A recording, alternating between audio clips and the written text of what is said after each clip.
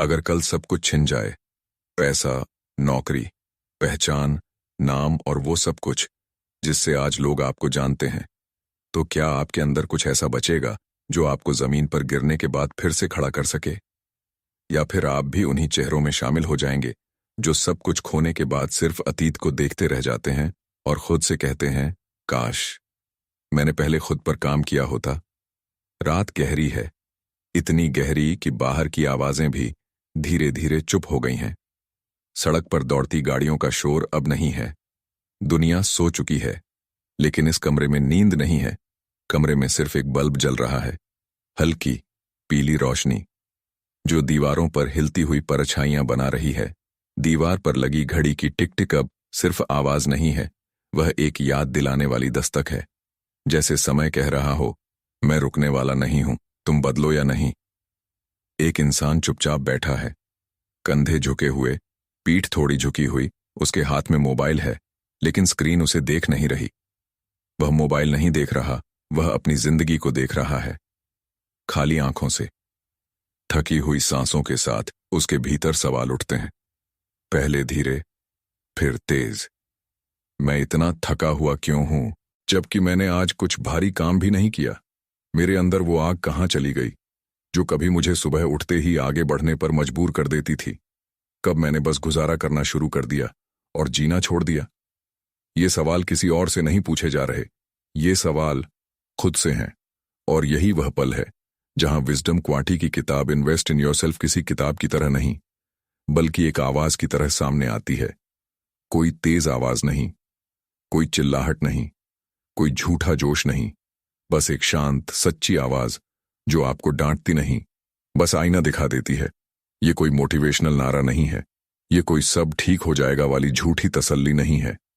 यह एक रात की बातचीत है, आप और आपकी सच्चाई के बीच। लेखक हमें किसी ऊंचे मंच पर खड़े होकर तालियां बटोरने वाला भाषण नहीं देता।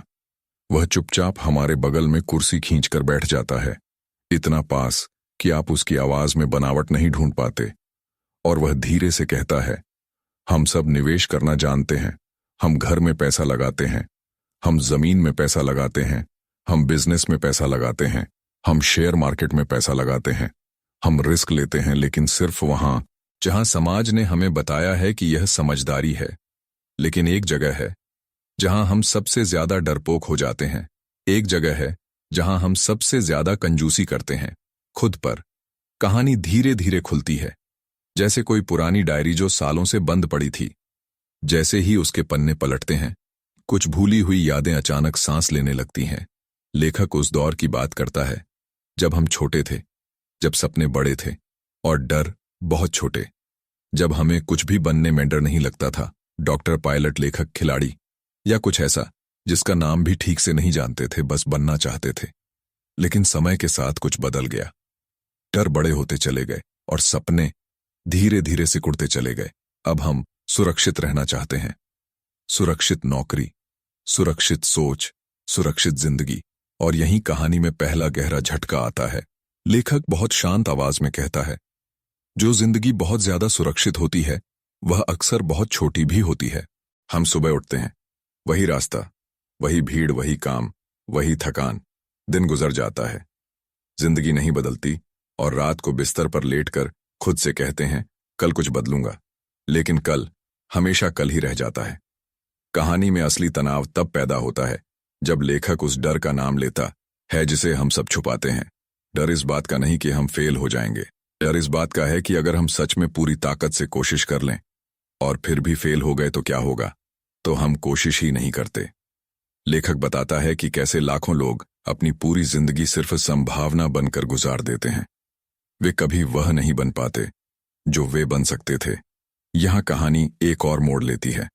अब लेखक सवाल पूछता है, आप दिन में कितना समय खुद को बेहतर बनाने में लगाते हैं?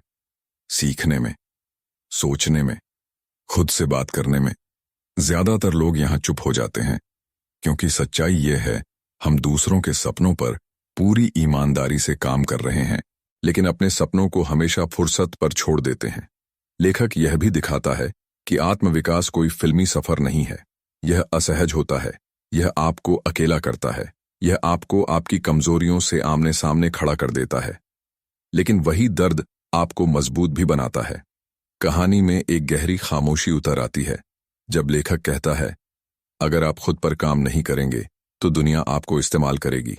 आप किसी और की योजना का हिस्सा बन जाएंगे, किसी और के सपने को पूरा करने का औजार, और शायद आपको कभी पता भी न चले। फिर लेखक समय की बात करता है।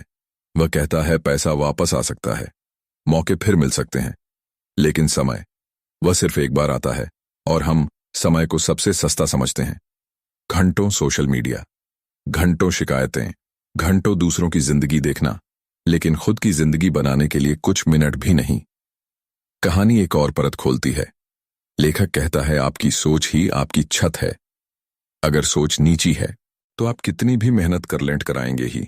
यहीं इन्वेस्ट इन योरसेल्फ का असली मतलब सामने आता है।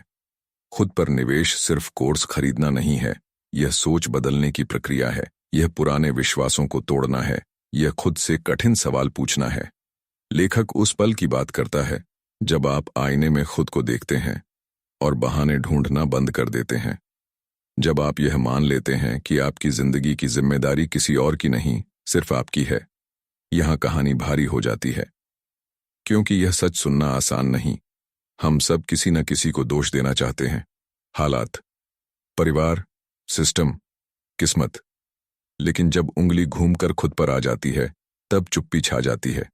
किताब हमें यह एहसास दिलाती है कि सबसे बड़ा जोखिम कोई जोखिम न लेना है। जो लोग खुद पर निवेश नहीं करते, वे धीरे धीरे अंदर से थक जाते हैं। उनकी आंखों में चमक नहीं रहती, उनकी आवाज में विश्वास नहीं रहता। लेखक बताता है, आत्मविश्वास कोई जन्मजात चीज नहीं है, यह रोज के छोटे छोटे वादों से बनता है जो आप खुद से करते हैं और निभाते हैं। एक और गहरी सीख सामने आती है, आपका माहौल आपको बना भी सकता है और तोड़ भी सकता है। अगर आप ऐसे लोगों के बीच हैं जो सिर्फ शिकायत करते हैं, तो आप भी वही सीखेंगे। लेकिन अगर आप ऐसे लोगों के साथ हैं जो सीख रहे हैं, जो आगे बढ़ रहे हैं, तो आप भी बदलने लगेंगे। किताब यह भी कहती है, आपको हर कोई समझे, यह जरूरी नहीं, खुद को समझ लेना ही काफी है। कभी कभी अकेलापन इस बात का संकेत होता है कि आप बदल रहे हैं, और बदलाव हमेशा आरामदेह नहीं होता। सबसे गहरी बात तब आती है जब लेखक कहता है कि आप जिस इंसान बनने की कोशिश कर रहे हैं, उस इंसान को आपको रोज थोड़ा थोड़ा जीना पड़ेगा। तो यह बात सुनने में साधारण लग सकती है, लेकिन इसके भीतर छुपा सच बहुत गहरा है। यह बदलाव एक दिन में नहीं होता, यह किसी एक बड़े फैसले से नहीं आता, यह तालियों के बीच नहीं जन्म लेता। यह पैदा होता है रोज की छोटी आदतों में, उन फैसलों में जो कोई नहीं देखता, लेकिन जो धीरे धीरे आपकी पहचान बना देते हैं। यहीं से कहानी अपने अंतिम मोड़ की ओर बढ़ती है। कोई तेज संगीत नहीं, कोई अचानक मोड़ नहीं, बस एक सवाल जो चुपचाप आकर आपके सामने खड़ा हो जाता है। लेखक आखिरी बार पूछता है, अगर अगले 5 साल भी आपकी जिंदगी बिल्कुल ऐसी ही रही जैसी आज है, तो क्या आप सच में खुश होंगे? यह सवाल कमरे में देर तक गूंजता रहता है, दीवारों से टकराता है, खामोशी में घुल जाता है। कोई जवाब नहीं देता, क्योंकि जवाब आसान नहीं है, और शायद इसलिए भी क्योंकि सच से सामना करना हमेशा मुश्किल होता है। लेखक किताब को यहीं बंद नहीं करता। वह आपको किसी निष्कर्ष के साथ नहीं छोड़ता, वह आपको किसी तैयार जवाब के साथ नहीं भेजता। वह आपको वहीं छोड़ देता है जहां से हर असली बदलाव शुरू होता है, आपके भीतर। और अंत में वह बस इतना कहता है, आप अपनी जिंदगी की सबसे बड़ी परियोजना है, सबसे कठिन, सबसे जरूरी, और इस परियोजना पर काम करने की सही उम्र कोई आने वाला कल नहीं है, वह उम्र अभी है। अगर इस कहानी ने आपको रुककर खुद के बारे में सोचने पर मजबूर किया है, अगर इसने आपको एक पल के लिए ही सही आईने में खुद को देखने पर मजबूर किया है, तो वीडियो को लाइक करें, चैनल को सब्सक्राइब करें और कमेंट में बताएं, आज से आप खुद पर पहला निवेश क्या करने वाले हैं।